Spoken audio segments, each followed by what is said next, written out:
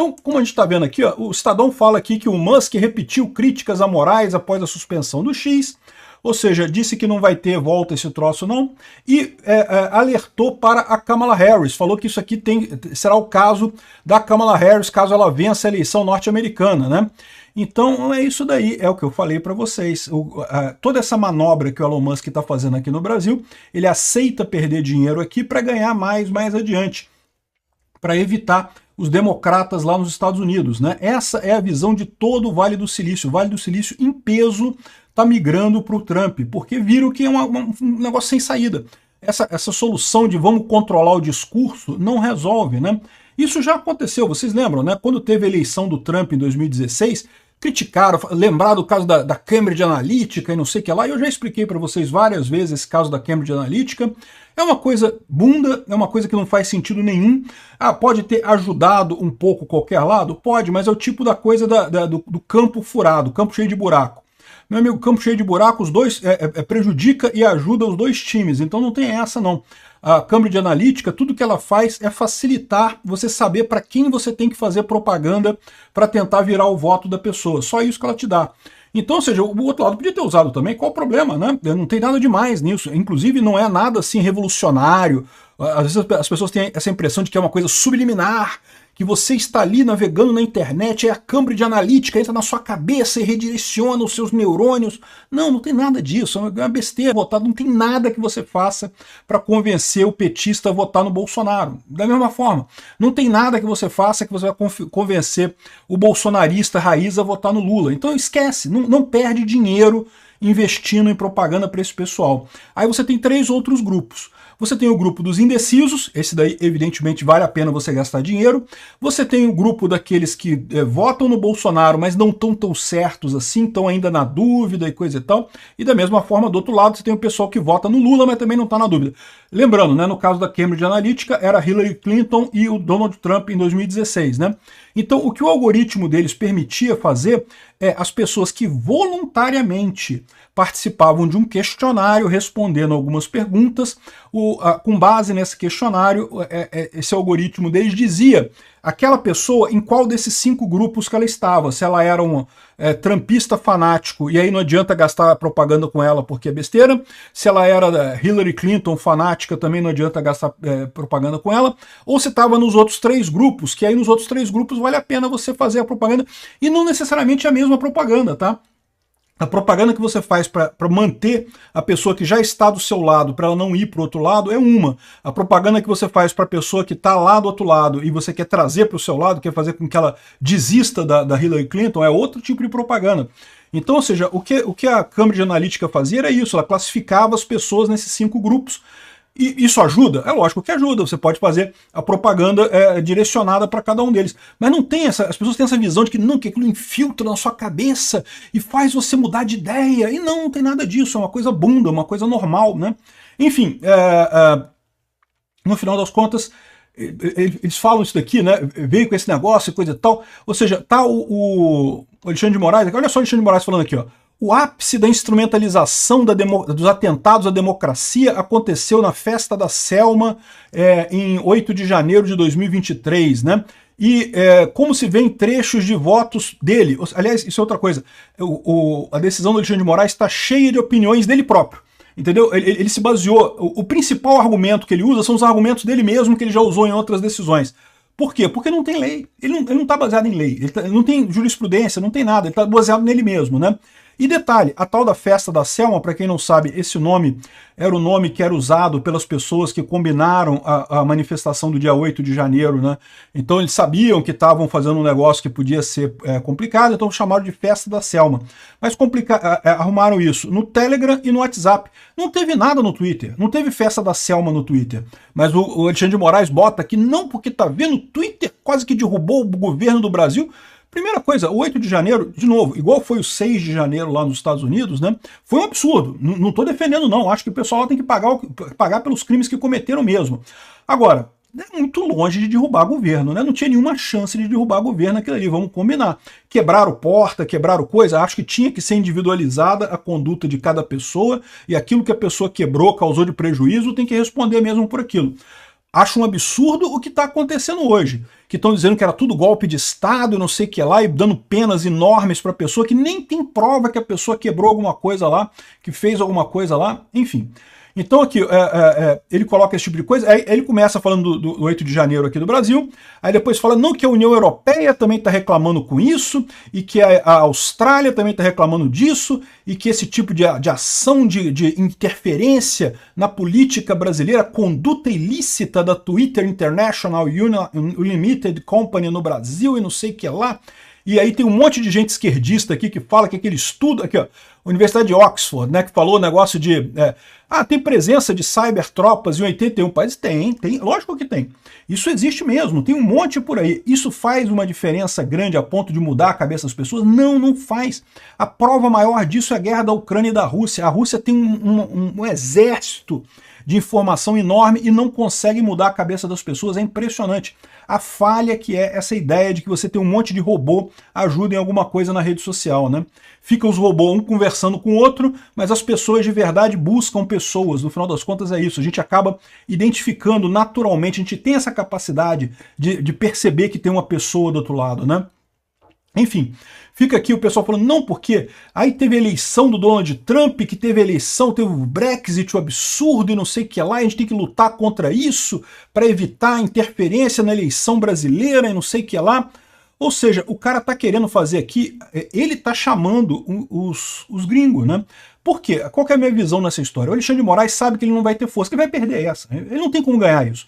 Você vai no Twitter agora, o Twitter tá funcionando aqui, ó, tá tudo normal aqui no Twitter. Você entrar aqui, ó, nesse momento que eu estou gravando aqui, no final do dia 31, tá tudo funcionando aqui.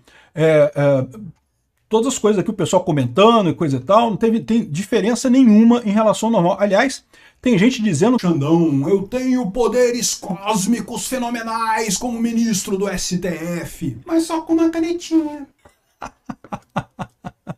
Então, engajamento tá ótimo aqui, o pessoal curtindo pra caramba, compartilhando pra caramba aqui o negócio. O engajamento no Twitter, eu diria que tá melhor do que o normal. E de novo, tá cheio de gente aqui, o PT, aqui ó, Folha de São Paulo tá tweetando, tá todo mundo tweetando normal aqui, como se não tivesse nada de diferente entre hoje e ontem, né? Mas enfim, essa é a situação aqui no Twitter, né? Ou seja, o que o Alexandre de Moraes sabe? Ele sabe que ele não consegue bancar essa decisão por muito tempo. Ele pode bancar por algum tempo, mas não vai conseguir bancar por longo tempo. Então ele quer ajuda do estrangeiro, ele quer que o pessoal da Europa entre nessa, que o pessoal dos Estados Unidos entre nessa. Curiosamente, é a mesma coisa que o Elon Musk quer também. O Elon Musk quer exatamente mostrar para todo mundo quem é o Alexandre de Moraes, exatamente como um exemplo negativo. E olha só, o Alexandre de Moraes está tão desesperado que não percebeu essa armadilha. Ele vai acabar sacaneando. Ele está querendo com isso aqui, com essa decisão, não só resolver o problema do Brasil, mas resolver o problema da esquerda no mundo inteiro. A esquerda no mundo inteiro está perdendo apelo porque não sabe lidar com a internet. Não é que não saiba lidar com a internet, é que não tem ideias boas para a internet. Não tem ideias. As ideias da esquerda estão velhas, são ideias que não atingem mais o coração e as mentes das pessoas, né? Então a esquerda não consegue mais chegar lá, e aí no mundo inteiro tem esse desespero da esquerda que está morrendo, essa morte terrível, com esse negócio, esse apelo para censura e não sei o que lá. Ou seja, ele de um lado quer pedir ajuda para esse pessoal como se ele fosse salvar esse pessoal, só que caramba, esse cara, o Alexandre de Moraes, é um cara podre. A gente tem as decisões, como é que ele tomou as decisões. Tem o caso do aeroporto de Roma, que, cara, tira qualquer credibilidade do sujeito. O sujeito me arrumou uma carteirada por causa de briga no aeroporto, mandou perseguir o pessoal por causa de briga no aeroporto. E detalhe, foi o filho dele que deu um tapa na nuca do Roberto Mantovani, né? Agora a gente já sabe disso, né? E eu não duvido nada que essa coisa toda dele também é para proteger um pouco o filho dele, proteger a família dele, coisa e tal. Tá chegando nesse ponto, né?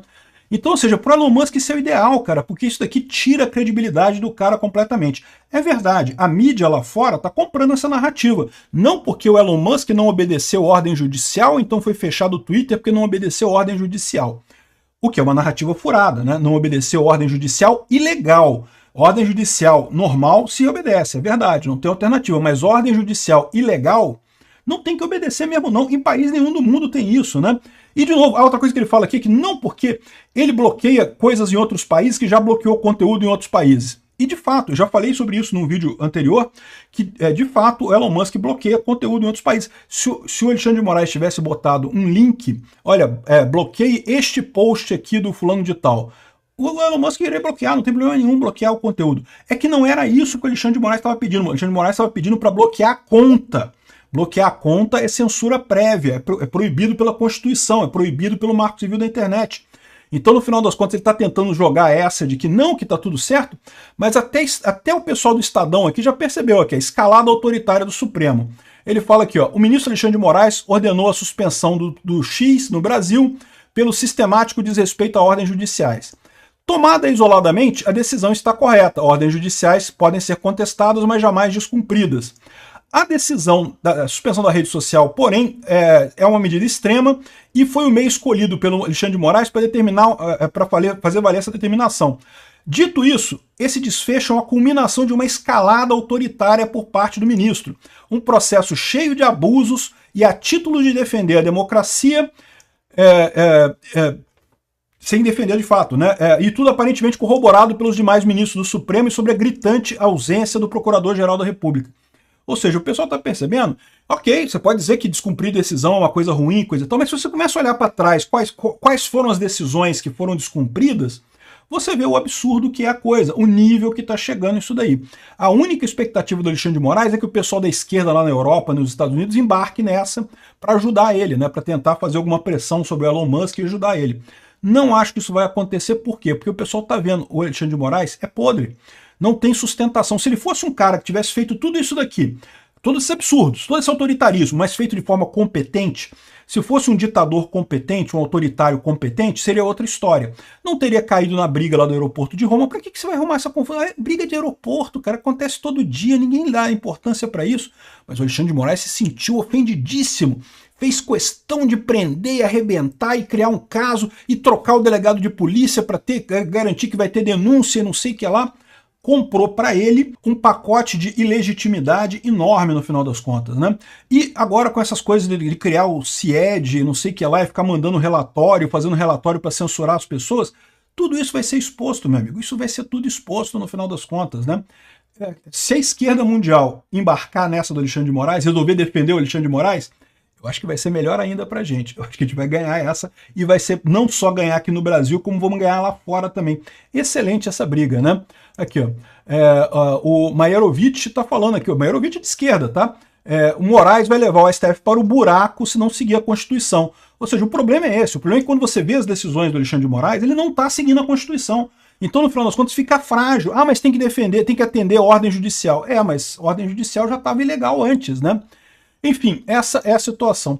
E ainda teve aqui uma matéria bem interessante aqui no Estadão, só para complementar, falando sobre quem são as pessoas no gabinete do Alexandre de Moraes, né? Os principais auxiliares aqui, o Ayrton Vieira, a gente já conhece de vários bate-papos, tem o André Solomon Tudisco, o Rogério Marrone de Castro Sampaio, o Rafael Henrique Janela Tamay Rocha, são os principais aqui. Aí tem a Cristina e o Kiko, Cuchara Gomes, que é a chefe de gabinete do ministro. Será que essa aqui que é a bruxa partidária? Será? Pode ser, como eu falei para vocês, pode ser. Vai ter um monte de gente aqui, você passa aqui, eles explicam que a maior parte deles trabalhou com o Alexandre de Moraes lá no TJ de São Paulo, então o pessoal que veio todo lá do TJ de São Paulo, ó, que são os auxiliares dele aqui, servidora de carreira cedida pelo TJ de São Paulo. É todo mundo lá de São Paulo. Aqui, ó. Aí tem outras pessoas que trabalham de apoio aqui, enfim, tem uma equipe enorme do Alexandre de Moraes aqui, e botaram o nome de todo mundo aqui, e tem que botar mesmo, porque esse pessoal aqui, se fosse uma pessoa, um civil qualquer, seria doxing, né? Você estaria expondo informações da pessoa desnecessariamente, e que pode levar a problemas. Mas no caso da equipe do Alexandre de Moraes, de novo, é um juiz da Suprema Corte, é uma figura política, que tem uma equipe que a gente já viu que está envolvida em falcatrua, que está fazendo coisa errada. Já que o STF não toma para si a medida de tirar as maçãs podres para garantir a legitimidade do STF, ficamos com esse abacaxi aqui, né? O pessoal acabou exposto pelo Estadão aqui nessa reportagem.